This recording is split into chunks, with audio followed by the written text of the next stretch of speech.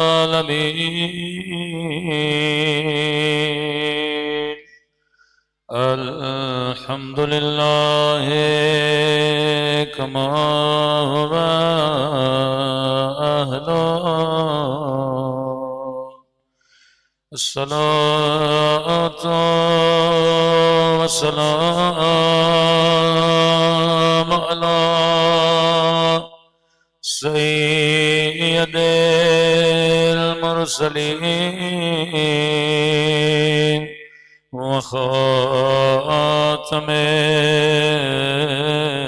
नबिय्यीन अबिल क़ासिम मुहम्मद।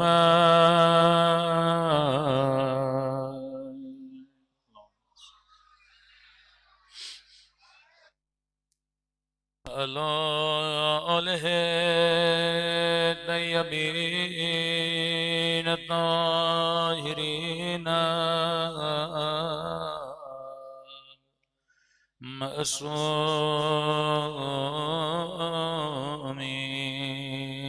सब मिलके दुआ इमाम ज़मा। अल्लाहुम्मा कुल्ले वलीका हुज्जत इब्ने हसन सलवातका अलैहि व अला आबाए फी हादिहि अस्साअ व फी कुल्लि वलियन व हाफ़िज़न व क़ाइदन व नासिरन व दलीलन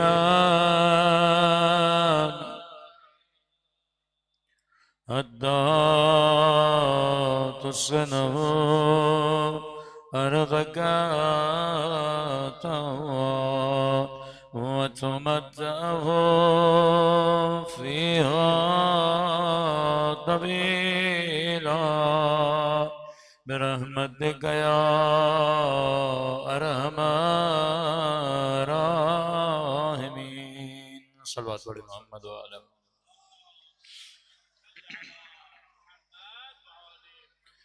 बिस्मिल्लाहिर्रहमानिर्रहीम। रब्बि इश्रह ली सदरी व यस्सिर ली अमरी वहलुल उक़दतम मिन लिसानी यफ़क़हू क़ौली। अम्मा बअद फ़क़द क़ाल रसूलुनाल करीम इन्नल हुसैन मिस्बाहुल हुदा व सफ़ीनतुन नजात। सल्लल्लाहु अलैहि मुहम्मद व आले मुहम्मद।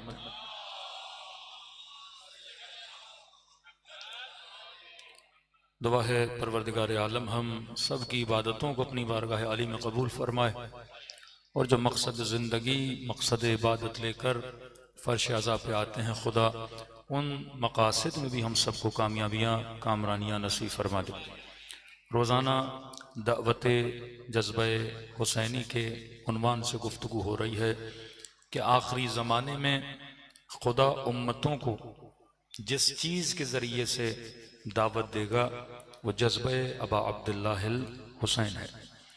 उसकी निशानियाँ जिस तरह दिन गुज़रते रहेंगे साल गुज़रते रहेंगे आपके सामने ये चीज़ें आया होती रहेंगी कि किसने सोचा था जिस इमाम हुसैन की एक वक्त था कि जालिम मौला की कब्र को भी ढाना चाहते थे।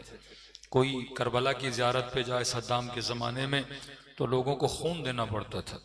एक वक्त था कि लोग बाजू कटवा के इमाम हुसैन की ज़ियारत को जाते थे। एक वक्त का त्यारत अबा अब्दुल्लाह हुसैन पे पाबंदी थी। लेकिन आज अरबईन हुसैनी पे तकरीबन 30 मिलियन लोग इमाम हुसैन की कब्र की ज़ियारत पे जाते हैं। ये वो जाज़िबा है जो खुदा ने ज़ात अक़दस अबा अब्दुल्लाह हुसैन में रखा है। आज दुनिया में वो कौन सी शख्सियत है जिसके लिए ऐलान किया जाए कि जनाब उसकी मजलिस तरहीम है या उसकी याद में हम जलसा रख रहे हैं, तो आप देखें हज़ारों की तादाद में लाखों की तादाद में कौम जमा हो जाए। यहाँ तक कि जिन्होंने मुल्कों की बुनियाद रखी, मतलब पाकिस्तान की बुनियाद कायद आज़म ने रखी, या कोई जलसा रखे कि जनाब कायद आज़म की याद में एक मजलिस हो रही है, एक महफिल लगाई जा रही है, 10 दिन उनकी याद में हम महफिल रख रहे हैं। अल्लामा इकबाल की याद में कितनी तारीख में बड़ी हस्तियां गुजरी हैं। इंडिया में बोला जाए गांधी की याद में हम रख रहे हैं, कितने हजार लोग जमा होंगे। और लोगों को जमा करने के लिए गवर्नमेंट अपनी पूरी मशीनरी लगाती है, त्यौहार मनाने के लिए बसें भेजी जाती हैं, पैसे दिए जाते हैं, बिरयानियां बांटी जाती हैं ताकि एक अच्छा सा जलसा हो, मजमा लगे। लेकिन यहां सिर्फ हुसैन का नाम काफी है। यहां कोई बसें नहीं भेजता, यहां किसी को मिन्नतें नहीं करनी पड़ती कि जनाब मजलिस है, आप 2 मिनट के लिए आ जाओ, आपकी हाजिरी हो जाए। ये कौन है जो आपको खींच के फर्श अज़ा पे लाता है? ये वही जज्बे अबा अब्दुल्ला हुसैन है। उलमा फरमाते किसी को हिदायत भी देनी है, कोई आपका बरादर जो शियों को नहीं मानता, सिर्फ उसे एक बार करबला ले जाओ, सिर्फ बोलो जनाब एक बार आप करबला आ जाए। ये जितने प्रोपेगंडे करबला के लिए, मजलिस के लिए किए जाते थे, उसकी बुनियाद यही थी। इनके मुफ्ती जानते हैं, इनके मौलवी जानते हैं कि हमारे बच्चे अगर एक दिन मजलिस हुसैन में भी चले गए, अगले दिन उसे कोई ले जाने वाला नहीं, वो खुद हुसैन के पास चल के जाएगा। ये कशिश है अबा अब्दुल्ला हुसैन के जिक्र की।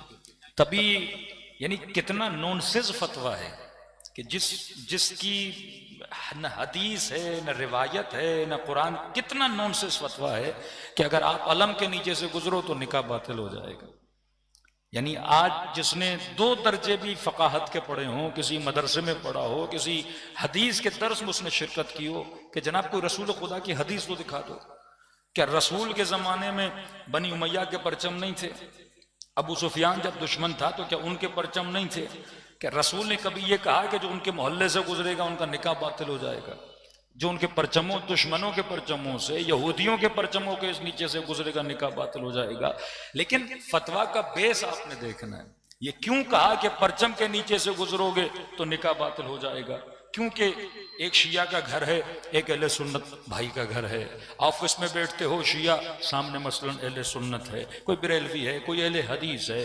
मुख्तलिफ मकातिब के लोग एक एक मोहल्लों में रहते हैं। ये कराची में जो चेंज आया कि शिया एक आबादी से निकलकर दूसरी आबादियों मुंतकिल हुए, इसके पीछे एक सोच है, इसके पीछे एक फिक्र है कि शियों ने मोहल्ले निकाल दिए। अंचोली गिंचोली क्यों बना, न्यू रिजविया क्यों बना, ओल्ड रिजविया क्यों बना, गुलिस्तान सोसाइटी क्यों बनी? आप मुख्तलिफ इलाकों से निकलकर जानबूझ के शियों को महदूद किया गया। लेकिन एक नक्शा तो वो बनाता है ना, एक नक्शा खुदा बनाता है। ये वो जिक्र ही नहीं है जिसको महदूद किया जाए। जिक्र हुसैन पानी की तरह है, आप महदूद करोगे तुम्हारी सद्दें टूट जाएंगी, तुम्हारे दरवाजे टूट जाएंगे। पानी अपना रास्ता खुद ढूंढ लेता है।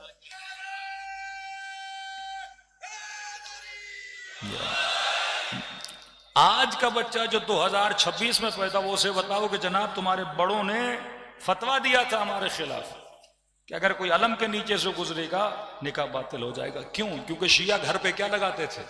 अलम लगाते थे।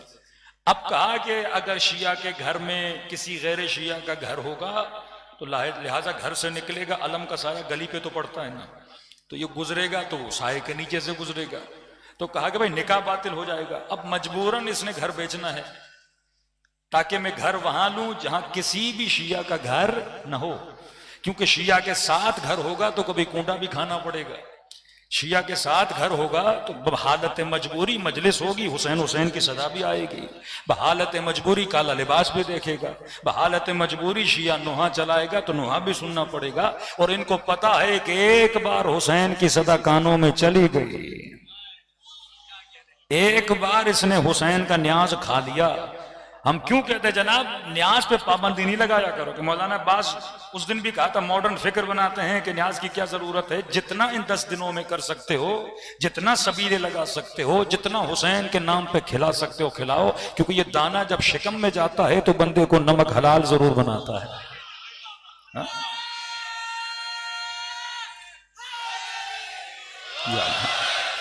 जानबूझ के ऐसे फतवे बनाए गए ताकि शियों से दोस्तियां न करें, शियों से रिश्तेदारियां न करें, शियों के साथ इनके घर न हो। कहां फिर महफूज है।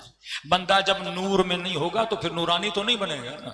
जब चिराग के नीचे आएगा तो उसे चिराग का एहसास होगा। कि कुरान की आयत बड़ी अजीब है कि खुदा कहता है कि ये कुफार चाहते हैं लयुत्फऊ, अल्लाह के नूर को अपनी फूंक से बुझाएं।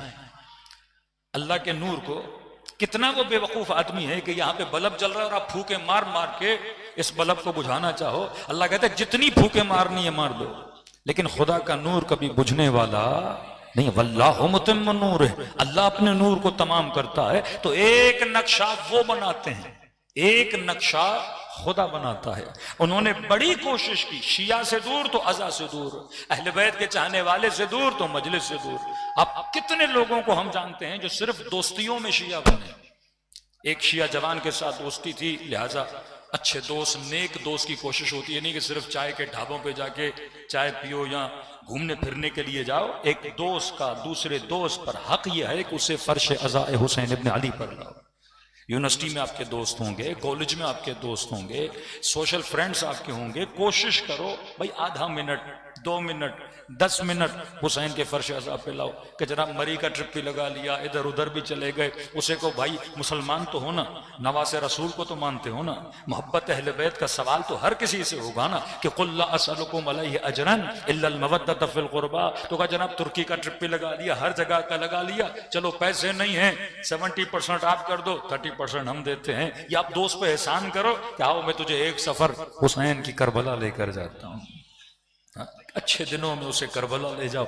जब जरिए अबा अब्दुल्लाह हुसैन को देखेगा, वल्लाह जब ज़ियारत हुसैन करेगा, आगाए अबुल हसन इस्फहानी और आगाए खानसारी फरमाते हैं जो एक बार हुसैन को देख ले, खुदा उसके दिल में नूर हिदायत को क्या करता है, जारी कर लेता है। क्योंकि खुदा ने जाज़िबा रखा है, अबा अब्दुल्लाह हुसैन की शख्सियत में जाज़िबा रखा। और जाज़िबा क्यों रखा? क्योंकि मजलिस अज़ा मुक़द्दमे ज़हूर है। ज़हूर होगा, होता ही नहीं अगर फर्श अज़ा ना होता। मजलिस अज़ा है जो आज आपकी तरबियत कर रही है। आज किसने इमाम ज़माना को देखा है? आज कौन सा नबी आपकी हिदायत के लिए आया? आज कौन सा इमाम आपकी हिदायत के लिए आया? ये वो ज़माना है ना हम इमाम को देख पा रहे हैं, ना हम नबी को देख पा रहे हैं। ये वो ज़माना है ना मूसा वाले मोजज़े हैं, ना हज़रत ईसा वाले मोजज़े हैं। इस ज़माने में हम नहीं देख रहे, क्योंकि ये ज़माना अक्ल का ज़माना है, अक्लानियत का जमाना है। और ये होना था। रसूल खुदा के बाद आप देखते हैं मोजिज़े बिल्कुल खत्म हो गए। क्यों मोजिज़ों का इख्तिताम किया? क्योंकि कब तक मोजिज़ों से खुदा लोगों को इंस्पायर करता? सबसे बड़ा मोजिज़ा जो खुदा का है वो एजाज अक्ल है। तभी इमाम अमीरुल मोमिनीन ने फरमाया इन्नी अकरहु लकुम अन तकूनु मिनस सब्बाबीन। फरमाया अगर दुश्मन गाली भी दे दो जवाब गाली से न देना। नहनु अबनाउ दलील, ये जमाना अक्ल और दलील का जमाना है। दुश्मन का मुंह दलील से बंद कर दिया करो। तो मकतबे अहले बैत दलील का मकतब है। हमने अहले बैत अलैहिस्सलातु वस्सलाम को, अमीरुल मोमिनीन को असबानियत में, कौम परस्ती में, जात परस्ती में, या सिर्फ ये कि रसूल के दामाद हैं, हमने इसलिए नहीं माना। अमीरुल मोमिनीन को इसलिए माना क्योंकि अली इमाम अक्ल है। अक्ल का तकाजा है कि इंसान किसे माने? अमीरुल मोमिनीन को माने। अब मैंने कहा 14 साल इन्होंने उम्मत को बेवकूफ बनाया। 14 साल रसूल ने गदीर में अली का हाथ बुलंद किया, फरमाया मन कुन्तु मौला फहाज़ा अलीयुन मौला। और कहा कि आज के दिन कुफार मायूस हुए। क्यों मायूस हुए? शैतान क्यों मायूस हुआ? क्योंकि निजाम इलाही का झंडा रसूल खुदा ने किसको दिया? अमीरुल मोमिनीन को दिया। अब इन्होंने अहले बैत को दीवार से लगाने की कोशिश की। अब जाहिर है एक निकम्मा आदमी कुर्सी पे बैठ जाए, एक कामयाब आदमी को उतार कर आप एक स्कूल के टीचर बन जाएं और आपसे पहले कोई काबिल आदमी था, आपको नहीं, ऐसे सारे काबिलों को निकालो और जितने मैट्रिक फेल हैं उन्हें स्कूल में टीचर लगा दो। तो ये बंदा जो लीगल नहीं है, इसको पता है कि मैं काबिल नहीं हूं, मैं साहिब सलाहियत नहीं हूं, लेकिन मैं आ गया हूं। यजीद जैसा निकम्मा, हारून जैसा निकम्मा, अमीन जैसा निकम्मा, मोतसिम जैसा निकम्मा, ऐसे लोग मुसलमानों के हाकिम बने। अब अपनी हाकिमियत के लिए कोई लीगल दलील तो उनको चाहिए ना। देखिए शहबाज शरीफ निकम्मे हैं या कामयाब, आपको बेहतर पता है। जब एक आदमी निकम्मा हो वो अपने आप को लीगल करने के लिए कुछ तो करेगा ना, कोई कानून बनाएगा, कोई अपने लिए कानून साजी करेगा। एक आदमी है ही चोर और वो किसी मसनद पे बैठ जाए और लोग एतराज करें आप चोर हैं, तो वो अपनी चोरी को छुपाने के लिए कोई कानून बनाएगा ताकि आगे से मेरे ऊपर कोई एतराज न करे। आधे से ज्यादा सियासतदानों ने कोर्ट में केस किया हुआ था आर्टिकल 6 के बारे में। आर्टिकल 6 कहते हैं हाकिम वो हो जो अमीन हो, जो सादिक हो। अब कौमी असेंबली में जितने भी हैं अक्सर बेश न सादिक हैं न अमीन हैं। अब कहा अगर ये कानून प्रैक्टिकली हमारे ऊपर आ गया तो सारे के सारे कौमी असेंबली से क्या होंगे, निकाले जाएंगे। 14 साल उम्मत को धोखा दिया गया। अब अगर अहले बैत को हटाना है और मैं उस कुर्सी पे बैठ रहा हूं तो पूछने वाले तो कहेंगे भाई शुजाअत में भी अली ज्यादा, हिल्म में भी अली ज्यादा, ताकत में भी अली ज्यादा, इल्म में भी अली ज्यादा, अखलाक में भी अली ज्यादा, हसब में भी अली तुझसे बेहतर, नसब में भी अली तुझसे बेहतर। तो सवाल तो होगा कि आप अली को हटा क्यों रहे हो? और अपने आप को लीगल दिखाने के लिए इन्होंने फिर रसूल खुदा की हदीसें जाल करना शुरू कर दी। इसकी छोटी सी दलील यह है, सही बुखारी सही मुस्लिम के बुखारी का लिखने वाला लिखता है मैंने इतनी हजार हदीसों को छानबीन करके मैंने ये हदीसें दी और मेरे नजर में ये हदीसें सही हुस्सनद हैं, सही हदीसें हैं, और ये सारी हदीसें सही हुस्सनद नहीं है। जब आप किसी हदीस को सही कहते हो और किसी हदीस को सही नहीं कहते हो, इसका मतलब इतनी बड़ी तादाद में झूठी हदीसें बनाई गई। अब सवाल है क्यों बनाई और किसने बनाई? रसूल खुदा पे झूठ बांध बांध के झूठी हदीसें बनाई। और इस पे क्या यकीन है कि जिन्हें आप सही और सनद कह रहे हो वो यकीनन सही भी हैं कि नहीं है? क्योंकि इंसान खता तो कर सकता है, कोई हदीस को ला दे और कहे कि रसूल खुदा से है, बाद में ना हो। इतनी मशहूर हदीस कि जिसने अक्के की प्याज मक्के में खाई वो जन्नती है। कितनी सस्ती जन्नत बना दी। और उस जमाने का मुसलमान प्याज खरीद भी रहा था किसकी लालच में? जन्नत की लालच में। क्योंकि मुआशरा आकिलाना मुआशरा नहीं है। इससे ये नहीं पता कि जन्नत प्याज की वजह से नहीं मिलती। इन अक्रमकुम इंदल्लाहि अतकाकुम, जन्नत अमल की वजह से मिलती है। तो प्याज की लालच में जन्नत के पीछे भागने वाले और हैं और करबला में कुर्बानी देने वाले और हैं। इतनी सस्ती न खुदा की जन्नत है कि प्याज बेच के जन्नत दे दो। लेकिन इतनी हदीसें बनाई, इतनी हदीसें बनाई सिर्फ और सिर्फ इसके लिए कि अहले बैत रसूल को हक के हुकूमत न दिया जाए। अब कहा जनाब हम तो आके कुर्सी पे बैठ गए। अब बैठा है उस इंसान में कई बुरी आदतें भी हैं। शराब भी पीता है, फासिक भी है, फाजिर भी है, अयाशियों का शौक भी है, कनीजे खरीदने का रखने का शौक भी है, गुलाम पालने का शौक भी है। तो का एक हदीस लगा दो ना कि रसूल खुदा ने फरमाया अगर हाकिम फासिक भी हो, फाजिर भी हो, शराबी भी हो, तुम्हें हक नहीं उसके खिलाफ क़ियाम करो। सिर्फ ये नहीं कि चलो क़ियाम नहीं करते लोग, हमारे पीछे बातें तो करते हैं ना। तो एक और हदीस काट दो कि रसूल खुदा ने फरमाया कि हाकिम फाजिर भी हो, फाजिर भी हो, फासिक भी हो, तुम्हें हक नहीं अपनी निजी महफिलों में उसकी गीबत भी करो, जहन्नमी बन जाओगे। यानी आप आपस में भी ये नहीं कह सकते कि जनाब उसने 2 रकत को 4 पढ़ा दिया। आपस में भी नहीं कह सकते उसने जुमे की नमाज बुध के दिन पढ़ा दी। नहीं, ये गुनाह आप बिल्कुल नहीं कर सकते, क्योंकि हाकिम ने कहा है, हाकिम की बुराई आप नहीं कर सकते। और यहां हुसैन ने सारी झूठी हदीसों को ये कहकर हवा में उड़ा दिया कि मिस्ली ला युबायो मिस्ल यजीद। हाकिम था कि शराबी की बेअत हुसैन नहीं करेगा, इस फासिक और फाजिर की बेअत हुसैन नहीं करेगा। तो अहले बैत हक को बातिल को जुदा करने की शख्सियत का नाम है। अगर करबला न होती तो आज नस्लों को न हक का पता चलता न बातिल का पता चलता।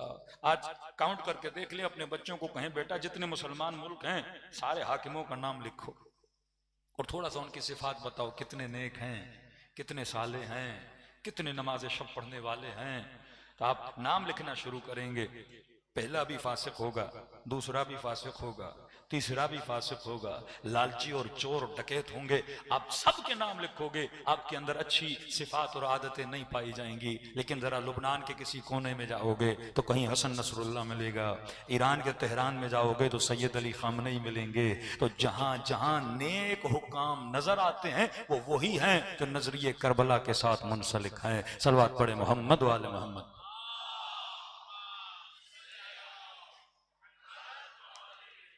ये आपके फिका की खूबसूरती और हुस्न था जो फिका अहले बैत से मिली। कि कई जवान जब सफर पे जाते हैं कि मौलाना नमाज के लिए, कहते हैं मौलाना हमारे अहले सुन्नत के भाइयों में खूबी है। मैंने कहा कौन सी? कि हम सफर पे जाते हैं, वो 10 लोग हों 15 लोग हों, ये नहीं देखते कौन है क्या है। एक बंदा ऐसे खड़ा हो जाता है आगे और अल्लाह अकबर करता है, जमात की नमाज होती है, सवाब कमाता। हम शिया 4-5 होते, जमात होती नहीं है, हर कोई अलग अलग पढ़ रहा होता है।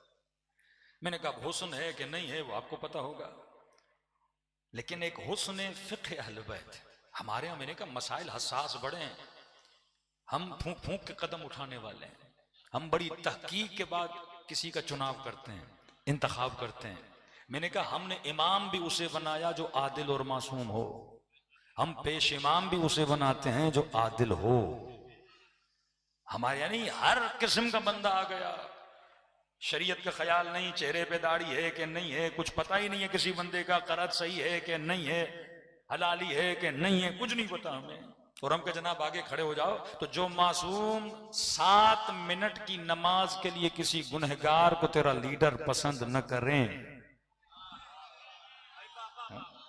ये हुस्न है मकतब अहले बैत का। जिस आदमी ने मुझसे बात भी नहीं करनी, बस आगे खड़ा होगा और कहेगा अल्लाह अकबर, अब मेरी नयाबत में हम सूरा पड़ेगा कि हम बर्दाश्त नहीं करते कोई गुनहगार तेरे सामने खड़ा हो, क्योंकि हम तुम्हारी नस्लों के लिए रोल मॉडल बनाते हैं।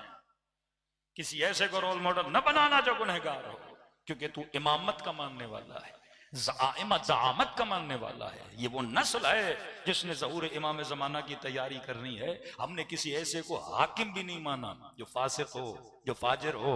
ये करबला ने दर्स दिया, ये फर्श अज़ा ने शऊर दिया, ये जवानों की फिक्र को इतना बुलंद किया कि आज पूरा मुआशरा इस्लामी फासिकों की हुकूमत में जिंदगी गुजार रहा है। लेकिन शिया की फिक्र यह है हम किसी भी फासिक को अपना हाकिम तस्लीम करने के लिए तैयार नहीं है। सलवात पढ़े मोहम्मद व आले मोहम्मद पर।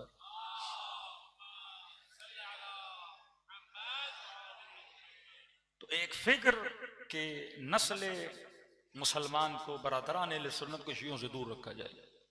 अब समझ से बाहर है, आदमी जालिम से दुश्मनी करे तो समझ आता है भाई बंदा जालिम है, जालिम से नफरत भी करे तो समझ आता है फितरी तकाजा है। कंजूस से, जालिम से, बद अखलाक से, बदतमीज से आदमी दूर रहता है कि जनाब अखलाक का अच्छा नहीं, जालिम है। लेकिन जब आप शियों को देखते हो, इनके अंदर खुदा ने कितनी सिफात हसना रखी। जो रोडों पे सबील लगा के लोगों को पानी पिलाएं, प्यासे को पानी पिलाना अच्छी सिफत है, भूखे को खाना खिलाना अच्छी सिफत है, इज्जत और एहतराम से फर्श अज़ा पे बिठाना अच्छी सिफत है। दुनिया की कौन सी कौम है जो इतना खिलाए जितना शिया खिलाता है? दुनिया की कौन सी कौम है? दुनिया में पैसे से खिलाया जाता है ना, यहां फ्री में हम बांटते हैं, क्या हो खाओ। अब खिलाने वाले से कैसी दुश्मनी, पिलाने वाले से कैसी दुश्मनी? बिल्कुल वैसी दुश्मनी है जैसे अमीरुल मोमिनीन मुल्ला हसन से क्यों दुश्मनी की। अब अब्दुल्ला हुसैन का वजूद नूर से टपक रहा हो और लोग उसके बदन पे घोड़े दौड़ाए, उसका सर कलम करके नोके नेजा पे रखें, ये दुश्मनी अहले बैत से नहीं, ये दुश्मनी खुदा से है, क्योंकि ये निजाम इलाही को नाफिज करने वाले हैं। इतने इस्लामी मुल्क दुश्मनी ईरान से क्यों है? इसी ईरान में एक शिया हाकिम बन जाए, है तो अक्सरियत शिया ना, रजा शाह भी शिया था, मोहम्मद रजा शाह भी शिया था, जितने हुक्मा आए वो सारे शिया थे, नस्ली शिया थे। असली थे कि नहीं मुझे नहीं पता, नस्ली शिया थे। आज भी ईरान की हुकूमत को गिरा के शहनशाह ईरान के जिसके बेटे को लाने की ख्वाहिश थी वो भी शिया है, लेकिन वो शिया एक्सेप्टेबल है, उसे वो मानेंगे, उसे वो कबूल करेंगे। ये शिया एक्सेप्टेबल क्यों नहीं? सारे मुल्कों के सामने इस्लामी लगा हुआ है, लेकिन उन सारे इस्लामियों से दुश्मनी नहीं, एक इस्लामी से दुश्मन क्यों है? क्योंकि ये जो इस्लाम दे रहा है वो इस्लाम इमाम मेहदी के इनकलाब का इस्लाम है, वो इस्लाम कायनात में हुकूमत इलाही के निफाज का इस्लाम है। ये टकराव है उनकी पॉलिसियों के मुताबिक। वो फहशा चाहता है, ये फहशा को रोकता है। वो बेहयाई फैलाना चाहता है, बेहयाई को रोकता है। वो सूदी निजाम बढ़ाना चाहता है, ये सूदी निजाम को रोकता है। वो नस्लों को बेदीन बनाना चाहता है या दीन पे बाकी रखना चाहता है। अब देखिए, स्कूल बदल जाए, निजाम बदल जाए, टीवी बदल जाए, हुक्मरान बदल जाए, हर शे को वो बदल सकते हैं, लेकिन जहां वो तब्दीली नहीं ला सकते वो फर्श अज़ा हुसैन इब्ने अली है। यहां पे आपको महसूस होगा कि इन्नल हुसैन मिसबाहुल हुदा व सफीनतुन नजात। इस तारीकी में खुदा ने अगर किसी को तुम्हारे लिए बाइस से निजात बनाया, वो शख्सियत अबा अब्दुल्लाह अल हुसैन है। सल्लल्लाहु अलैहि मोहम्मद वाले मोहम्मद।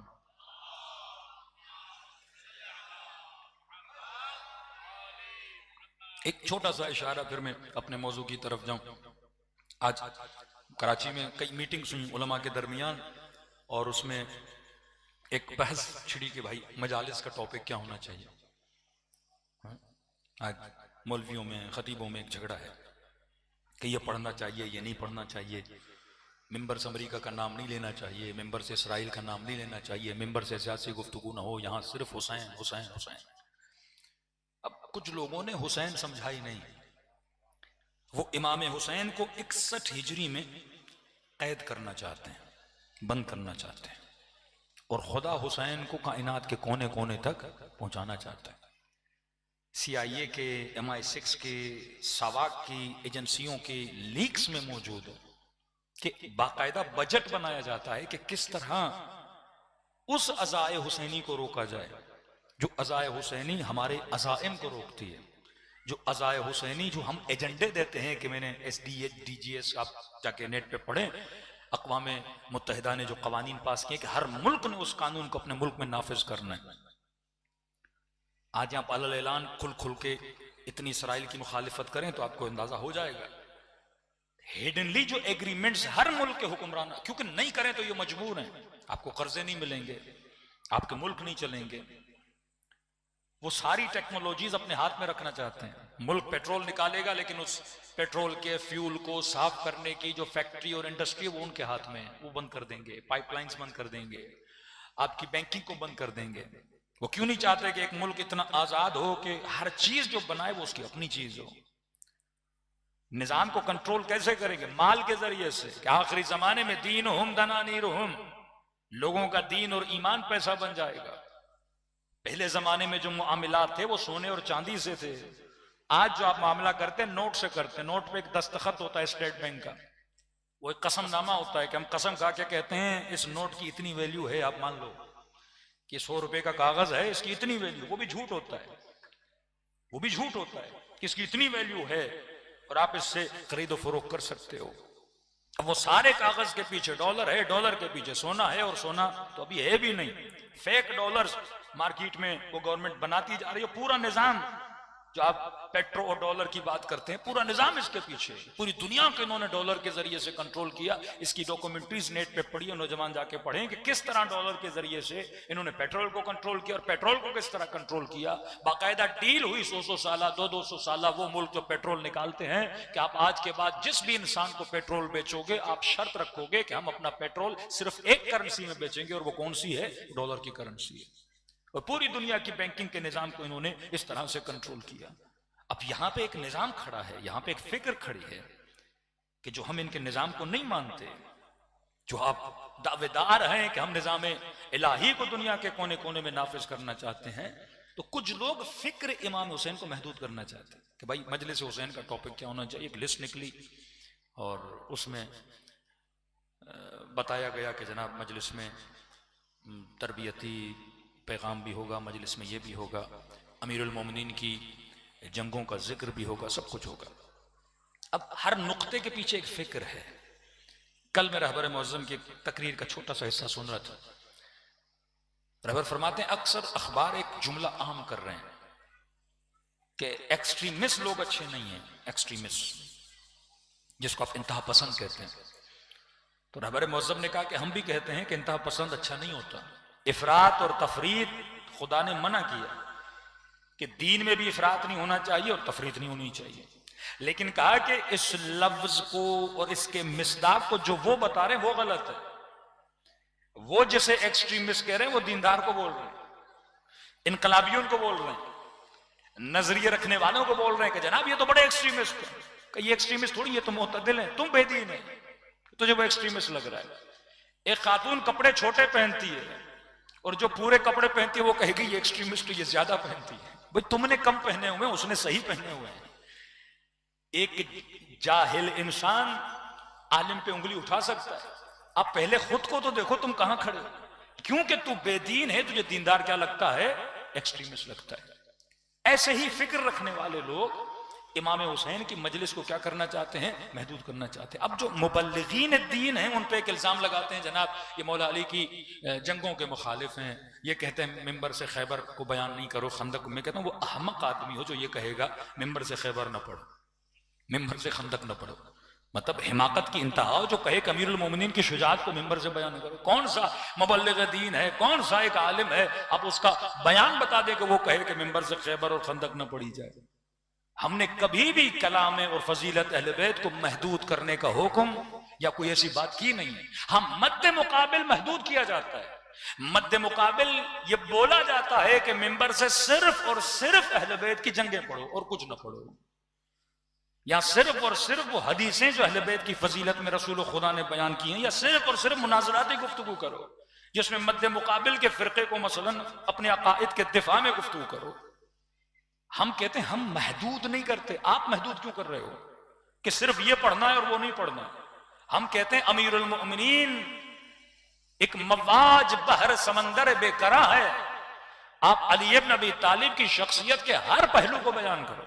अगर अमीरुल मोमिनीन की जंगों को बयान कर रहे हो तो अली की नमाज को भी बयान करो, अली की दुआए कुमैल को भी बयान करो, इमाम ज़ैनुल आबिदीन के अबू हमज़ा समाली को भी बयान करो, इमाम हुसैन की दुआए अरफा को भी बयान करो। मौला अली की जिंदगी महदूद सिर्फ जंगों तक नहीं होती, एक जिंदगी का हिस्सा जंगों में गुजरा है। 28 साल मौला के घर में गुजरे हैं, कुछ हिस्सा मौला की तरबियत में गुजरा है। तुम ये भी तो बताओ कि अंधेरी रातों में अली उठ के यतीमों की मदद किया करते थे। तुम ये भी तो बताओ फकीर के साथ पेट के अली दर्द दिल भी किया करते थे। तुम ये भी तो बताओ 3 दिन रोजा रखने के बाद अली नबी तालिब तयमून तआम अला हुब्बिही, गरीबों को खाना भी खिलाया करते थे। हर पहलू जिंदगी अहले बैत को बयान करना चाहिए। हम महदूद नहीं करते। हम कहते हैं शख्सियत अमीरुल मोमिनीन ला महदूद है, लेकिन बाज लोग उस शख्सियत को महदूद करना चाहते हैं। जब शख्सियत महदूद हो गई तो आप अमीरुल मोमिनीन की शख्सियत के हर पहलू को नहीं जान पाओगे, एक अधूरी शख्सियत को जान पाओगे। जबकि वो शख्सियत हमें आज के जमाने से भी जोड़ती है, हमें आखिरत के साथ भी जोड़ती है। और जिन लोगों ने अहले बैत की शख्सियत से शऊर लिया,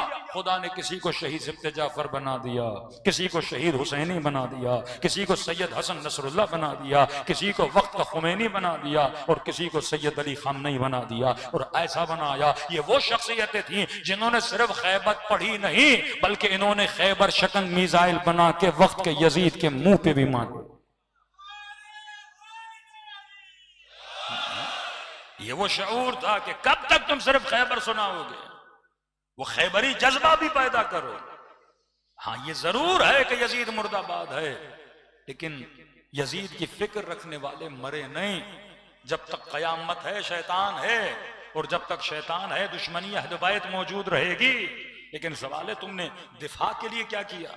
तुम्हारे बच्चों को गोलियां मारी गई, तुम्हारी मजलिसों में बम फोड़े गए, तुम्हारी एजुकेशन के एतबार से कमजोर किया गया। मुझे भी पाराचनार के मोमिनीन ऑस्ट्रेलिया में मिले, उन्होंने कहा कि किबला, क्योंकि पाराचनार की बहादुरी जदो आम है, बाकायदा उनके कागजों में डॉक्यूमेंट्स में लिखा हुआ है कि ये नस्ल बड़ी बहादुर है। कब बड़े तरीके से पाराचनार में नौजवान नस्ल को नशे का आदी बनाया जा रहा है, बड़े तरीके से नशा इतना आम किया जा रहा है ताकि वो पूरी नस्ल क्या बन जाए? नशाई बन जाए। जब नशाई बन जाएगी तो नजरिया से क्या हो जाएगी? आरी हो जाएगी। कभी सैयद गैर सैयद का झगड़ा वहां पे छेड़ा जाता है कि जगह जगह इन नस्लों को इतना बीमारियों में, इतना जहालतों में जकड़ दो ताकि ये पैगाम अबा अब्दुल्ला अल हुसैन से क्या हो जाए? दूर हो जाए। लेकिन दूसरी तरफ वो फिक्र सैयार, वो फिक्र रोशन, किस तरीके से मर्द मुजाहिद ने अपनी नस्ल को आईटी के मैदान में, अपनी नस्ल को जंग के मैदान में इतना आगे कर दिया कि आज दुनिया की सारी ताकतें एक मुल्क को हराने के पीछे लगी रहीं, लेकिन उसे घुटनों के बल बिठाने पे वो कामयाब न हो सके। क्यों? क्योंकि एक तरफ जज्बे हुसैनी था, दूसरी तरफ नस्लों की मेहनत थी। हाँ, कुछ ऐसे हुक्मरान जो नस्लों को अयाशियों पे लगाना चाहते हैं, नस्लों को गलत कामों पे लगाना चाहते हैं, लेकिन दूसरी तरफ वो पैगाम रसूल कि उतलुबुल इल्म मिनल महदे इलल लहद, इल्म हासिल करो। अली वाले का जब इमाम हर मैदान में आगे है तो अली वाले को भी हर मैदान में आगे होना चाहिए। बच्चे को जब स्कूल में भेजो तो कहो बेटा तुम शिया अली इब्न अबी तालिब हो। खैबर में, खंदक में अमीरुल मोमिनीन सफ़े अव्वल में होते थे। लिहाजा जब हम सुने कि फला स्कूल का बच्चा फर्स्ट आया है तो बेचा मैं तवक्को ये रखता हूं किसका नाम आना चाहिए? अली के मानने वाले का नाम आना चाहिए। नस्ल को डॉक्टर बनाओ तो कहा बेस्ट डॉक्टर्स में किसका नाम आना चाहिए? तुम्हारा नाम आना चाहिए। हर मैदान में, तिजारत के मैदान में, बिजनेस के मैदान में, इबादत के मैदान में, हर मैदान में। क्योंकि अगर अमीरुल मोमिनीन नंबर 1 है तो उसका शिया भी क्या होना चाहिए? नंबर 1 होना चाहिए। और आज वाकईन आपके उलमा ने आपको सुरखरू किया कि नहीं किया? आज किसी से भी पूछें कि अमेरिका का सबसे बड़ा दुश्मन कौन है तो नाम किसका आता है? अहले बैत के चाहने वाले का आता है। इसराइल का सबसे बड़ा दुश्मन कौन है?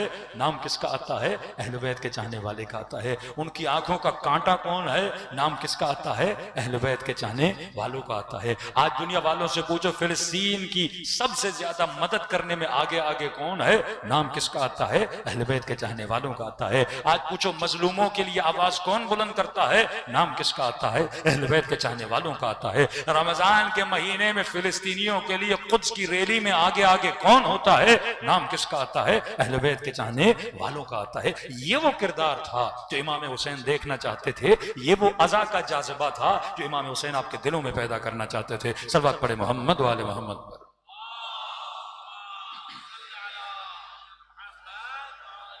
बस एक दलील देके इस मौजू को यहीं खत्म कर दूं कि मजालिस से अज़ा का टॉपिक क्या होना चाहिए। बड़ी बड़ी दलीलें, बड़े बड़े मुफ्ती, बड़ी बड़ी बातें करने वाले आपको मिलेंगे कि भाई पिछले खुतबा ने ये पढ़ा, हमारी तारीख ने ये पढ़ा, बर्रे सगीर में ये हुआ वो हुआ। भाई वो सारी चीजें अपनी जगह।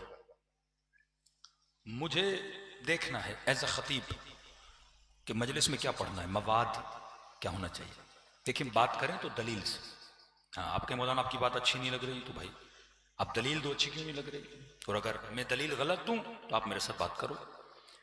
नहनु अपना दलील, अल्लाह ने अक्ल दी है दलील से।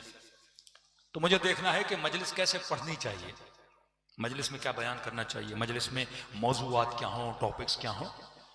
तो मैं कहता हूं सबसे पहले ये देखो कि अली ने मजलिस कैसे पढ़ी। हाँ? हमने सब कुछ किससे लेना है? अना मदीनतुल इल्म व अलीयुन बाबूहा। मैं ये तो नहीं कहूंगा फला खतीब ने ऐसी मजलिस पढ़ी, बड़े मुक्तदर खतीब थे, बड़े अच्छे खतीब थे, बड़े नेक खतीब थे। मैंने तो ये भी नहीं देखना है इमाम खुमैनी ने मसलन तकरीर में क्या कहा। मैंने तो ये देखना है अमीरुल मोमिनीन ने क्या कहा। फिर ये देखना है कि जिस तरह अली ने कहा फला बंदा उस तरह पढ़ रहा है कि नहीं। रोल मॉडल अहले बैत अलैहिस्सलातु वस्सलाम। जो अहले बैत ने कहा मा आताकुमुर रसूल फखुजू मा नहाकुम, जिससे मना किया फंतहू, से रुक जाओ। अब देखने अमीरुल मोमिनीन ने मजलिस के, AI का जमाना है मेरे जनाब, मेटा का जमाना है। आज बड़ी आसानी से आप दीन पे रिसर्च कर सकते हैं, बड़ी आसानी से। और आज के मैं कह रहा हूं टाइम जैसे गुजरता जाएगा अक्ल आपकी वैसे शार्प होती जाएगी। पिछले जमाने में हजरत मूसा ने इज्तिहा बनाया, लोगों ने इस मूसा को नबी माना मोजज़े की वजह से। कल मजलिस में कह चुका, ईसा को नबी माना मोजज़े की वजह से। आपने अली को मोजज़े की वजह से नहीं, अक्ल की वजह से इमाम मानना है। हाँ, यही मोबाइल अगर आज से 1400 साल पहले ले जाते तो मोबाइल बनाने वालों को लोग पूछते कि जनाब ये तो बहुत बड़ा नबी है। कराची में बात करते हैं हैदराबाद तक आवाज चली जाती है, उसके लिए मोजज़ा था। लेकिन आप नहीं मानते हो, आप कहते हैं टेक्नोलॉजी है, इल्म था, आपने बना दी, कोई भी बना सकता है, चाइना बनाएगा, दुनिया के मुख्तलिफ ममालिक, टेक्नोलॉजी है, इसमें ये थोड़ी मैं उसको नबी मान लूं। बिजली जिसने बनाई मैं उसको नबी मान लूं? नहीं, टेक्नोलॉजी है, इल्म है। उतलुबुल इल्म मिनल महदि इलल लहद। ये जमाना अक्ल का जमाना है, ये जमाना दलील का जमाना है। और अगर आपको अक्ल से दूर करेंगे तो समझो अहले बैत से दूर हो जाओगे। पहला सवाल, मजलिस अबा अब्दुल्लाह अल हुसैन किस तरह पढ़ी जाए? तो देखना पड़ेगा कि अमीरुल मोमिनीन ने मजलिस कैसे पढ़ी। जवानियों के लिए एक जुमला, उर्दू में हम कहते हैं मजलिस, हालांकि ये लफ्ज गलत है मजलिस के लिए। मजलिस का मतलब है बैठक। क्या है? बैठक। ये जो मैं पढ़ रहा हूं इसको मजलिस नहीं बोलते। उर्फ आम में मशहूर हो गया, आप कहां जा रहे हैं? मजलिस में। तो इसका अगर लफ्जी तर्जुमा होगा तो कहा मैं कहां जा रहा हूं? बैठक में जा रहा हूं। किसकी मजलिस, किसकी बैठक? मजलिस से हुसैन में जा रहा हूं। किसकी बैठक में जा रहा हूं? हुसैन की बैठक में। अरब, ये जो मैं पढ़ रहा हूं, इसको अरब खुतबा बोलता है। यहां जैसे आप उर्दू में खिताबत बोलें, खतीब बोलते हैं। खतीब किस चीज से निकला? खुतबे से निकला।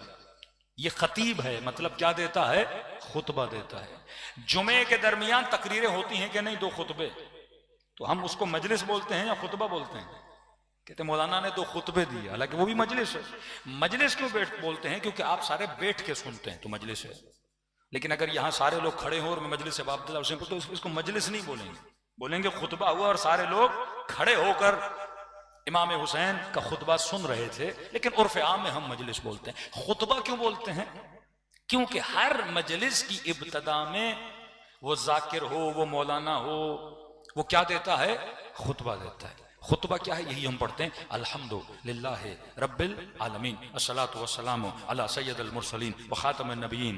ये क्या है? ये खुतबा है। अब कोई लंबा देते हैं, कोई चौड़ा देते हैं, कोई छोटा देते हैं, कोई बड़ा देते हैं, लेकिन ये खुतबा है। जिस भी महफिल में खुतबा पढ़ा जाए उसे खुतबा बोला जाता है। मजलिस की इस्तिलाह हम खुद इस्तेमाल करते हैं। अब देखना है, जो अमीरुल मोमिनीन ने मजलिसें पढ़ी उर्दू की इस्तिलाह में, तो अरबी में बोलेंगे जो अमीरुल मोमिनीन ने खुतबात दिए वो अली की क्या है? मजलिसें हैं। मिंबर कूफा पे बैठे हैं, मजमा बैठा है, तो क्या हुई? अली बिन तालिब की मजलिस हुई। अब खुतबे कहां मिलेंगे? नहजुल बलागा में मिलेंगे। अब देखना है कि अमीरुल मोमिनीन ने मजलिस कैसे पढ़ी, ताकि हम भी अपनी मजलिसों की तरतीब वो बनाएं, ताकि सेकुलर माइंड को जरा चेंज कर सकें, इन लिबरल लोगों को चेंज कर सकें। क्योंकि जब बंदा लिबरल और सेकुलर में जाएगा उसे वो पूरी शख्सियत अली अच्छी नहीं लगेगी। वो कहेगा हाँ खैबर पढ़ो, क्योंकि खैबर से मेरा लेना देना तो है नहीं। खंदक पढ़ो, इससे भी मेरा लेना देना नहीं है। अली की सखावत पढ़ो, उससे मेरा लेना देना नहीं है। लेकिन जहां पे नहजुल बलागा आएगा, अब तेरा लेना देना है अली से। जहां पे मौला गैरत की बात करेंगे, जहां पे मौला हया की बात करेंगे, जहां पे मौला कंजूसों को टोकेंगे, जहां पे मौला बेनमाजियों पे तनकीद करेंगे, जहां पे मौला बेहिजाबों की तनकीद करेंगे, अब मेरा लेना देना आ गया। अब पूरी मजलिस में पढ़ दूं लेकिन मैं दाढ़ी पे न पढ़ूं, तो जिनकी दाढ़ी नहीं वो तो खुश होंगे ना, मौलाना ने आज छेड़ा नहीं। लेकिन यहां मैंने थोड़ा दाढ़ी पे पढ़ा, हर दाढ़ी वाला बेदाढ़ी वाले को देखेगा, देख आज मौलवी तेरे ऊपर पढ़ रहा है। एक नेचुरल है, तो उसको अच्छा नहीं लगे, यार मौलाना ने इतने टॉपिक थे, आज मौलाना ने हमें पकड़ लिया। और कल मैं रिश्वत पे पढ़ूं, और इत्तफाक से आज खतीबों के स्टेज पे कितने सियासतदान आते हैं, है जुर्रत किसी खतीब में? पढ़े रिश्वत पे, पढ़े चोरी पे, पढ़े जुल्म पे। कहेंगे नहीं भाई एमएनए साहब नाराज हो जाएंगे, अभी अभी ठेका लिया इन्होंने, तकरीबन 8-10 करोड़ का घपला किया हुआ है उसमें, और हम पढ़ देंगे तो ये कल से हमारी मजलिस में नहीं आएगा। जज साहब बैठे हैं और इन्होंने इतने पैसे लेके गलत फैसले दे दिए, अब कौन पढ़ेगा? ये जरूरत अली इब्न अबी तालिब को थी कि मिंबर पे जाते थे, तलहा और जुबैर सामने बैठे हैं, एक दिए को बुझाया, दूसरे दिए को जलाया, और कहा कि अमीरुल मोमिनीन ये क्यों बुझाया, ये क्यों जलाया? इमाम ने फरमाया ये बैतुल माल के पैसे से था, ये अली के अपने पैसे से खरीदा हुआ तेल है।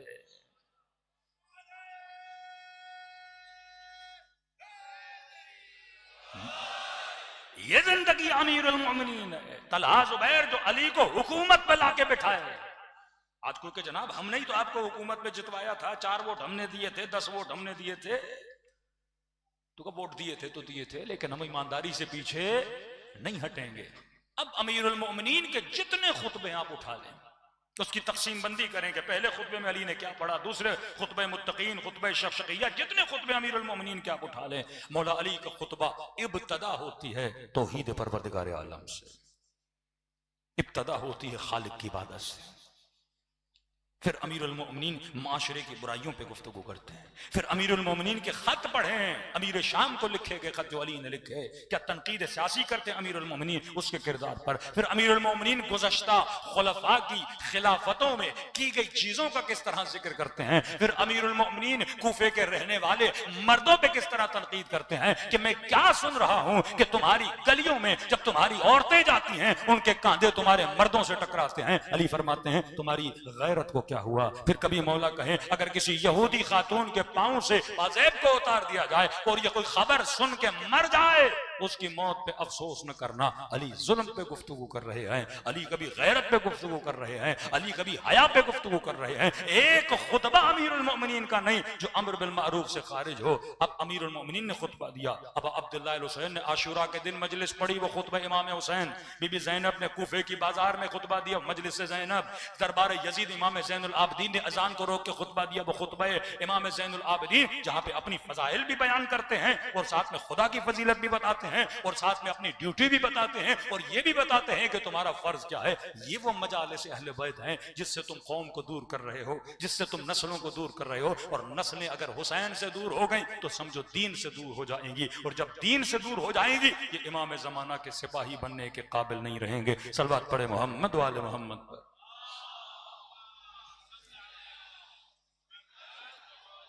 कराची के मिंबर का एक मेयार होता था, हम बचपन से अपने बुजुर्गों से असातिद अखलाक से सुनते थे कि भाई हर किसी को कराची में मजलिस नहीं पढ़ने दी जाती थी। अक्सरियत जो हमारी शीयत है वो पंजाब में अक्सरियत।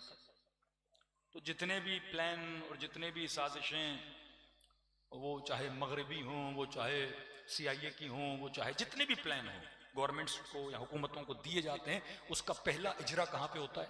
पंजाब में होता है। क्योंकि अक्सरियत अवाम, वजीर आजम भी वहीं से बनते हैं, हुकूमतें भी वहीं से बनती हैं, एक बड़ा कसरत में अवाम वहाँ रहती है।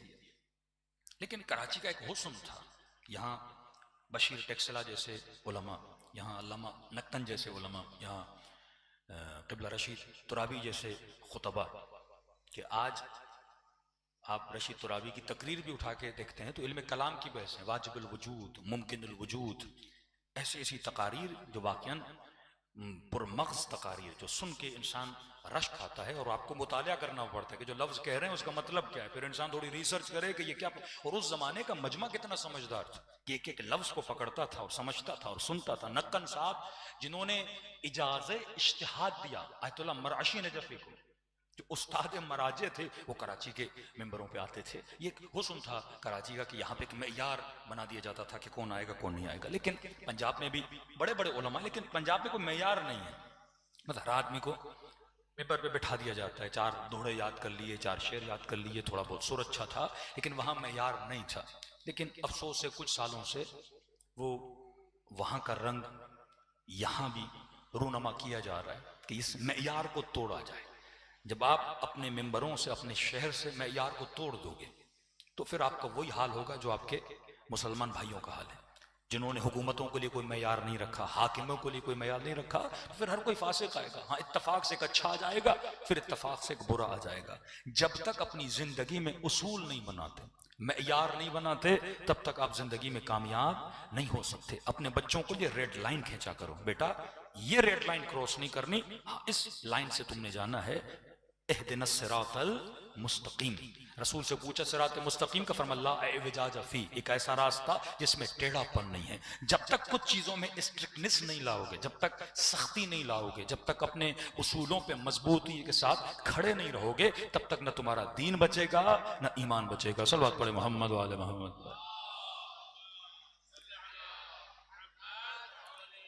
वो अज्जल फरजहुम, इस तरह अब अब्दुल्लाह हुसैन आपको खींच के लाते हैं। लेकिन आगे देखो, माँ आपके लिए खाना बनाएगी, सुफरे पे बिठाएगी, नवाला आपने खुद उठाना है। बहुत ज्यादा कर दे, नवाला उठा के मुंह में डालेगी, चबाना आपने। हुसैन का काम है फर्श अज़ा पे लाना, आपका काम है फर्श अज़ा पे आके अपने वजूद के अंदर वो मारिफ और नूरानियत को पैदा करना। बहुत बड़े आपके मुज्तहिद गुजरे हैं। आज मोर देन 80% आपके मराजे अपनी फ़िक़ाहत, अपना इज्तिहाद इस मुज्तहिद से सीखते हैं और इनके हवाले देते हैं। शेख अंसारी आज से 100 साल और उससे बहुत ज़्यादा पहले गुजरे हैं। कहते शेख अंसारी के ज़माने में आज़रबाईजान से कुछ लोग आए और कहा कि शेख साहब हमें कोई आलिम दें, कोई फ़कीह दें, कोई मुज्तहिद दें। पहले लोग मुज्तहिद लेकर जाते थे, आम मौलवी नहीं लेकर जाते थे। मतलब हौजे में जाते थे, कहते थे हमें कोई मुज्तहिद दो, कोई फ़कीह दो, पूरा फ़कीह, आधा अधूरा मौलवी नहीं, पूरा फ़कीह दो, ताकि हम अपने इलाके में ले जाएं और ये वहाँ के दीन अहले बैत की तरवीज करें। तो आगा अंसारी ने कहा मैं देखूं मेरे शागिर्दों में किसने दीन के सारे फ़राइज़ अंजाम दिए हैं, उसको भेजो। तो एक आलिम दीन उनके शागिर्द जो फ़कीह कामिल भी बन चुके थे, वो शेख कफ़क़ाज़ी उनका नाम था। तो आगा अंसारी ने शेख कफ़क़ाज़ी को कहा कि आप आज़रबाईजान जाएं और दीन अहले बैत की तरवीज करें, इन लोगों की खिदमत करें, इसी मकसद से आप हौज़े में पढ़े थे। इन्होंने कहा ठीक है क़िबला, मैं चला जाऊंगा। शेख अंसारी कहते हैं कि 3 दिन के बाद मैंने शेख कफ़क़ाज़ी को देखा कि नजफ में अभी मौजूद हैं। तो मैंने अपने शागिर्द को बुलाया, मैंने कहा कि शेख कफ़क़ाज़ी आप गए नहीं आज़रबाईजान, मैंने आपको बोला था जाएं दीन इस्लाम की तबलीग के लिए। तो इन्होंने कहा कि आगा अंसारी मैंने एक ख्वाब देखा है, और अगर वो ख्वाब सादिक हुआ तो मैं 3 दिन के बाद मर जाऊंगा। मैं इंतजार कर रहा हूं 3 दिन का। अगर 3 दिन में मर गया तो इससे अच्छी जमीन मुझे नहीं मिलेगी, नजफ को छोड़ के कहां मरने जाऊं, यही आप मुझे दफना दीजिएगा। लेकिन अगर 3 दिन के बाद मैं नहीं मरा तो मैं चला जाऊंगा आज़रबाईजान। तो आगा अंसारी ने कहा ख्वाब क्या देखा है तुमने? कहा क़िबला ख्वाब देखा है, मैं मर गया हूं और मलाइक मुझे लेने आए आलम बरज़ख में। और आलम बरज़ख में एक बाग है बड़ा खूबसूरत, उसकी खुशबू, उस बाग की हवाएं मैं आपको बता नहीं सकता। जब से उस बाग को देख के दिल करा अभी के अभी खुदा मेरी रूह बदन से निकाले और उस बाग में चला जाऊं। कि मैंने मलाइकतुल्लाह से पूछा ये बाग किसका है? उन्होंने कहा कि शेख कफ़क़ाज़ी तेरा बाग है, तुझे हम लेने आए थे इसीलिए, और 3 दिन बाद तेरी मौत वाक़ई हो जाएगी और इसी बाग में तुझे हम फिर लाएंगे। मैंने अल्लाह का शुक्र अदा किया कि खुदा ने आलम बरज़ख में ऐसा हसीन बाग मुझे दिया है कि तुमने इल्म हासिल किया, दीन का इल्म हासिल किया, बाग तुम्हारे लिए। कि चलता गया उस बाग से एक दरीचा निकल रहा था किसी और बाग की तरफ। मैं दूसरे बाग में दाखिल हुआ। कहा जब उस बाग को देखा तो उस बाग के सामने मेरे वाला बाग छोटा सा बागीचा था। इतना बड़ा बाग, इतनी खुशबुएं, इतने फल उस बाग के अंदर। मैंने कहा या मलाइकतल्लाह ये किसका बाग है? कहा शेख कफ़क़ाज़ी ये आगाए अंसारी का बाग है। तो क़िबला आपका बाग बहुत बड़ा था, मेरा बाग तो छोटा सा बागीचा था आपके बाग के सामने। और क्या बाग था आपका? मैंने कहा हक कि ये बाग शेख अंसारी को मिलना चाहिए। इतने बड़े मुत्तकी, इतने बड़े ज़ाहिद, इतने बड़े फ़क़ीह, इतने बड़े मुज्तहिद, उस्तादुल मुज्तहिदीन है, ये हक है कि उनका बाग हो। का उस बाग से चलते चलते फिर एक दरीचा नजर आया, आगे बढ़ा एक और बाग के अंदर। का क़िबला उस बाग के सामने तो आपका बाग भी बागीचा था। अब मेरे जहन में सवाल पैदा हुआ, मलाइकतुल्लाह ये तो बताओ ये किसका बाग है? पूरे नजफ में, आलम तशय्युअ में अंसारी से बड़ा कोई मुज्तहिद नहीं, कोई मुत्तकी और परहेजगार नहीं। ये कौन सा बंदा है जिसका बाग इतना बड़ा कि शेख अंसारी का बाग इसके सामने क्या है? बागीचा है। तो उन्होंने कहा कि आपके शहर में एक मौला हुसैन का जाकिर है, वो जो खतीब हैं, आलिम हैं, और अब हर आलिम जिक्र अहले बैत तो नहीं करता ना, मसाहिब खां नहीं होता। अब वो जो आलिम है जो जिक्र अबा अब्दुल्लाह हुसैन करता है, ये उसका बाग है। का मैंने एतराज किया, मैंने कहा मलाइकतुल्लाह अंसारी बड़ा या वो? इतना बड़ा मुज्तहिद, इतना बड़ा जाहिद, इतना बड़ा मुत्तकी, उसका बाग बागीचा और इसका इतना बड़ा बाग। का सही कह रहे हो, अंसारी का मकाम बहुत बुलंद है। का फिर इसको इतना बड़ा बाग क्यों दिया? का देखो तुम्हारा बाग तुम्हारा है, शेख अंसारी का बाग शेख अंसारी का है। ये बाग जो आगाए फाजिल को मिला है ये उनका नहीं, का हुसैन इब्ने अली ने उनको दिया है। कहते शेख अंसारी अब मैं 3 दिन का इंतजार करूंगा। ख्वाब से उठा, कहते मेरे दिल में एक सवाल कि मैं मिलूं तो सही हुज्जतुल इस्लाम फाजिल से और पूछूं तो सही कि आपका ऐसा कौन सा अमल है कि इमाम हुसैन ने खुद बाग दिया आपको? इनका रिश्ता क्या है इमाम हुसैन से? हम भी इमाम हुसैन को जानते हैं, हम भी इमाम हुसैन की मजलिस में जाते हैं। कहता मैंने पूछते पूछते उनके घर पहुंचा, दरवाजे पे दस्तक दी। मैंने कहा आगा फाजिल आज की रात में आपके घर में रुक सकता हूँ? कहा जी रुक सकते हैं। आप भी तलबा, मैं भी तलबा, आप भी तालिब इल्म, मैं भी तालिब इल्म, मेहमान हबीब खुदा हो, रुक जाओ। कहता उनके घर में बैठा, शाम का खाना खाया। अब देख रहा हूं ये काम क्या करते हैं। उनकी नमाज को मैंने चेक किया, कौन सा जिक्र कर रहे हैं, कौन सा विरद कर रहे हैं। मैं देखूं तो सही वो कौन सी कुंजी है इनके पास जिससे इमाम हुसैन ने इतना बड़ा बाग दिया। अभी 3 दिन है मेरे पास ताकि मैं भी वो अमल करूं और बागीचे से उतना बड़ा बाग अब अब्दुल्लाह हुसैन मुझे दे। कहता है रात सोने का वक्त हुआ, उन्होंने कहा आप सो जाए गफकाजी, मैं भी अपने कमरे में जा रहा हूँ। कब वो चले गए, लेकिन मुझे नींद नहीं आई। मैंने कहा देखूं ये रात को उठ के करते क्या है। कहता पूरी रात जागता रहा। वो सोए रहे। सुबह की अजान में 2 घंटे थे। मैंने देखा गए फाजिल उठे। कहता जैसे उठे अपनी चारपाई से और बैठे, और बैठते ही इन्होंने कहा अस्सलामु अलैका या अबा अब्दुल्लाह का ये कहकर ज़ार व कतार इन्होंने रोना शुरू कर दिया, क्रिया शुरू कर दिया। का उठे वुजू के लिए गए, वुजू कर रहे हैं और कह रहे हैं अस्सलामु अलैका या अबा अब्दुल्लाह। रोए जा रहे हैं। मुसल्ले इबादत पर आए, अजान दी, इकामा दिया, रोए जा रहे हैं। नमाज पढ़ी, रोए जा रहे हैं। कहा सुबह की अजान के बाद तक ये इमाम हुसैन पे गिरिया करता रहा। मैं समझ गया जिसका दिल इस तरह हुसैन के लिए तड़पता रहे, इमाम हुसैन उसे कभी नहीं छोड़ते। ज़ियारत नाहिया पढ़ें। इमाम ज़माना फरमाते हैं, ऐ मेरे जद हुसैन, आपके दरमियान और मेरे दरमियान बादत दुहूर मोला बड़े जमानों का फासला गया। ऐ काश में मेहदी करबला में होता, आपका दिफा करता, आपकी हिमायत में तलवार उठाता। इमाम फरमाते मौला मैं नहीं था करबला में, और मैं इस जमाने के फासले को अपने दिल की तड़प से, अपने गिरिये से पूरा करना चाहता हूं। फरमाते हैं मसाहन व सबाहा, ऐ मेरे जद हुसैन, मैं सुबह हो शाम आप पे गिरिया करता हूं। और अजीब जुमला फरमाते मेरे आका हुसैन, मेरे जद हुसैन, जब रो रो के मेरी आंखें खुश्क हो जाती हैं, बदलत दुमूअ दमा, मैं खून के आंसू बहाता हूं आप पर। ये रिश्ता अगर इमाम हुसैन के साथ बन जाए ना, तड़प का रिश्ता, तड़प का रिश्ता, कि इंसान हुसैन का नाम सुने तो तड़प उठे, इंसान करबला का जिक्र सुने तो रो उठे। कि 24 घंटा 10 दिन नहीं, पूरी जिंदगी अगर दिल हुसैन के साथ जुड़ा रहे तो वल्लाह कब्र भी आबाद है, बरज़ख भी आबाद है, क़यामत भी आबाद है। तभी फरमाया जो खुलूस दिल से मेरे हुसैन को सलाम करे, खुदा उसे सवाब ज़ियारत हुसैन अता करता है।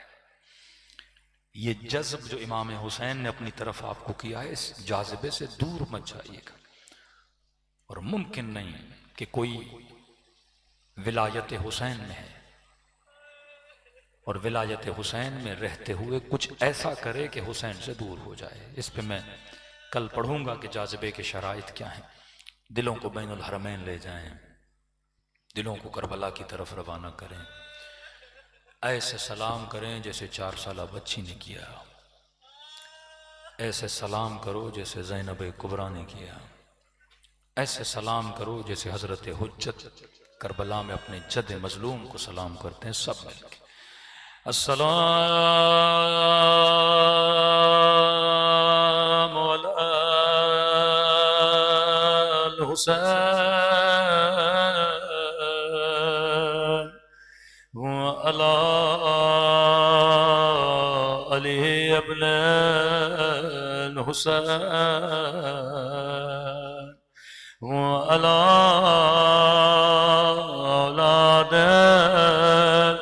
हुसैन वाला अस्हाब हुसैन। सब मिलके अस्सलाम अला हुसैन वाला अली इब्न अला औलाद।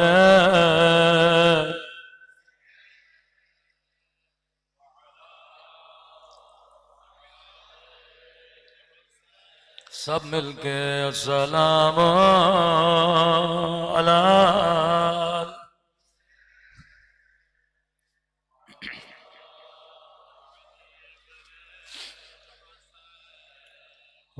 अला औलाद हुसैन की सदा गूंजनी चाहिए। सब मिलके अस्सलाम अला हुसैन व अला अली इब्न अला औलादे अला अस्हाबे। मेरा सलाम हो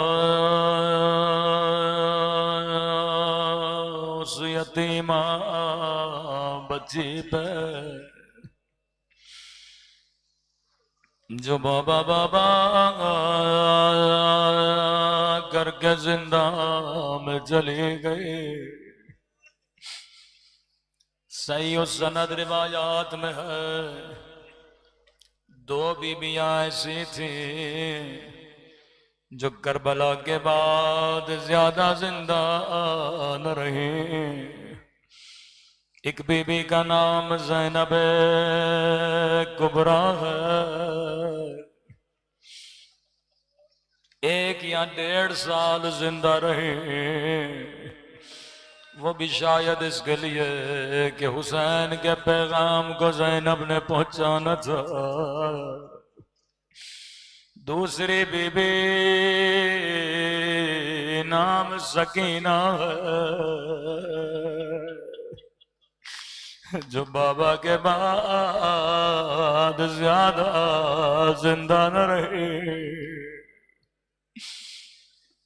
कभी दिल में ये ख्याल पैदा न हो कि सकीना भी तेरी बच्चियों की तरह थी। जिस तरह एक आम बच्ची का बाप मर जाए वो बाबा के लिए रोए, सकीना शायद बाबा के फिराक में चली गई। ये साबिर बेटी है, ये हुसैन की बेटी है। तमाचे खाए सब्र किया, ताजिया ने खाए सब्र किया। हाथों में रस्सियां गर्दन में रस्सी, इस बेटी ने बड़ा सब्र किया। लेकिन कभी सोचा करो ऐसा क्या हुआ सकीना जिंदान में बाबा बाबा करके चले गए। ऐसी कौन सी मुसीबत थी जिसने बच्ची को शहीद कर दिया। इमाम ज़ैनुल आबिदीन फरमाते हर जगह इस बच्ची ने सब्र किया, प्यासी रही सब्र किया। गोदिए कत्लेगाह में गई, बाबा का जख्मी बदन देखा, सब्र किया। पूरे रास्ते बाबा के सर पे अनिया मारता रहा, सकीना ने सब्र किया। सजाद के जख्मों को देखा, सब्र किया। पुप्पियों के हाथों में रस्सियां, खैमों को आग लग गई, बच्ची ने सब्र किया। इमाम ज़ैनुल आबिदीन फरमाते हैं एक मंजर ने इस बच्ची को बीमार कर दिया। उस बीमारी से ये बच्ची जहां पर न हो सके। अब तसव्वुर करके गिरिया करना, मौला कौन सा मंजर। फरमाया दरबार यजीद शराबी का दरबार। अल्लाह जाने इस दरबार में ऐसा क्या हुआ कि बच्ची बीमार पड़ गए। अब तसव्वुर करो 3 या 4 बरस की बच्ची है, कितना कद होगा। छोटी बच्ची, सारे कैदियों का कद बड़ा था। गर्दन में रस्सी है, हाथों में रस्सी है, नन्ही सी बच्ची खड़ी है। रावी कहता एक मर्तबा आवाज आई हुसैन का सर दरबार में लाया गया। ये बच्ची कभी दाएं जाए कभी बाएं जाए, एक झलक मुझे मेरा बाबा नजर आए। होटा कदे बच्ची का, कभी इधर से रास्ता ढूंढे, कभी उधर से रास्ता ढूंढे, बड़ी मुश्किलों से हटाते हटाते सकीना आ गया है। एक निगाह बाबा के कटे हुए सर पे पड़े, बच्ची ने क्या देखा, लई शराब पी रहा है और तश्त में बची हुई शराब फेंक रहा है, हाथों में छड़ी है, हुसैन के होठों पे मार रहा है।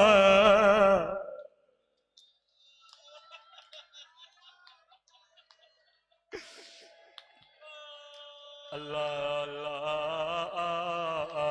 बच्ची के दिल पे क्या गुजरे। ये वो होंठ है जिन्हें रसूल बोसा दिया करते थे। फरमाया इस मंजर ने सकीना को बीमार कर दिया। इस दिन के बाद बच्ची ने बोला बहुत कम था, रोया बहुत ज्यादा था। एक बच्ची शाम में बीमार पड़ गई, दूसरी बच्ची मदीने में बीमार है। कभी अकबर अकबर करके रोती है, कभी बाबा बाबा करके रोती है। आवाज खुदा को उस बीमार बच्ची का वासद है। इमाम हुसैन ने फरमाया अब्बास नाम लिखो, कौन सी बीबियां कौन से बच्चे साथ चलेंगे। गाजी अब्बास नाम लिखते गए। रावी कहता है जैसे सोरा का नाम आया, फरमाया अब्बास मेरी बच्ची बीमार है, सुगरा हमारे साथ करबला नहीं चलेंगे। अब्बास बीबियों को कहो सुगरा की चारपाई घर के सहन में रखें, घर की चाबियां मेरी बच्ची को दे दे। इस बीमार बच्ची को घर के सहन में रखा गया। एक एक बीबी आती थी, घर की चाबियां देती थी, सीने से लगाती थी, बड़ी दर्द भरी आवाज में कहती थी खुदा हाफिज सुगरा। लेकिन रावी कहता ये बच्ची खामोश। सब बीबियों ने खुदा हाफिज किया। एक मर्तबा बीबी ज़ैनब की बारी आई, सुगरा को सीने से लगाया, रोकर का खुदा हाफिज सुगरा, अगर जिंदगी रही तो फिर मिलेंगे। इतना सुनना था।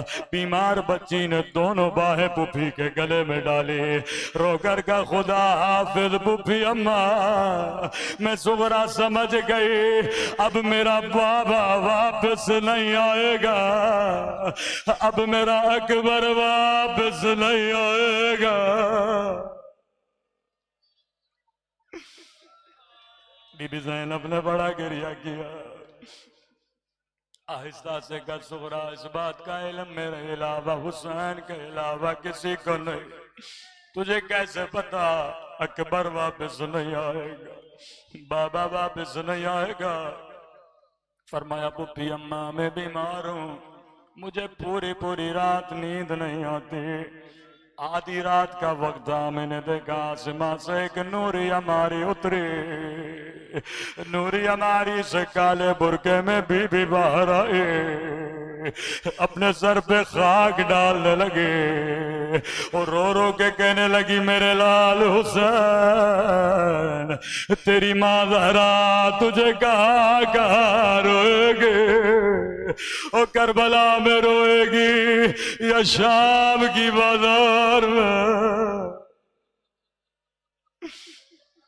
पुप्पी अम्मा मैं समझ गई मेरा बाबा वापस नहीं आएगा। रोते हुए बीबी ज़ैनब इमाम हुसैन की खिदमत में आई। फरमाया हुसैन अगर सुगरा के न चलने की वजह उसकी बीमारी है, मैं ज़ैनब वादा करती हूँ अपने हाथों से खाना खिलाऊंगी, तेरी सुगरा को अपनी गोदी में बिठाऊंगी, तेरी सुगरा का खुद ख्याल करूंगी, लेकिन हुसैन सुगरा को साथ लेकर जा। फरमाया ज़ैनब मेरा भी दिल है बच्ची को साथ लेकर चलूं, लेकिन ज़ैनब हुसैन की मजबूरी समझो। जितने बच्चे चल रहे हैं किसी की शक्ल बाबा अली से मिलती है, किसी की शक्ल हसन भैया से मिलती है, किसी की शक्ल नाना रसूल खुदा से मिलती है।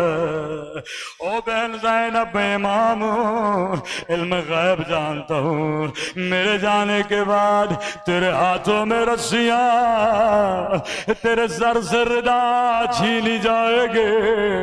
ओ ज़ैनब मेरे सुगरा की शक्ल मेरी अम्मा ज़हरा से मिलती है, मैं कैसे बर्दाश्त करूं मेरी अम्मा की शबी शराबी के दरबार में, मेरी अम्मा की शबी बाजारों में। अला लानतुल्लाह अलल कौम ज़ालिमीन।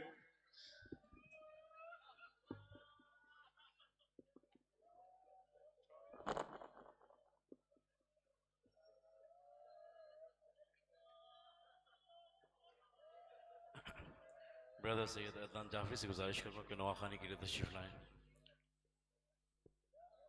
या हुसैन या हुसैन या हुसैन या हुसैन या हुसैन या हुसैन या हुसैन या हुसैन। बर्बाद हुई मैं, बर्बाद हुई मैं, आबाद हुई करबला उजड़ा मदीना, बर्बाद हुई मैं, आबाद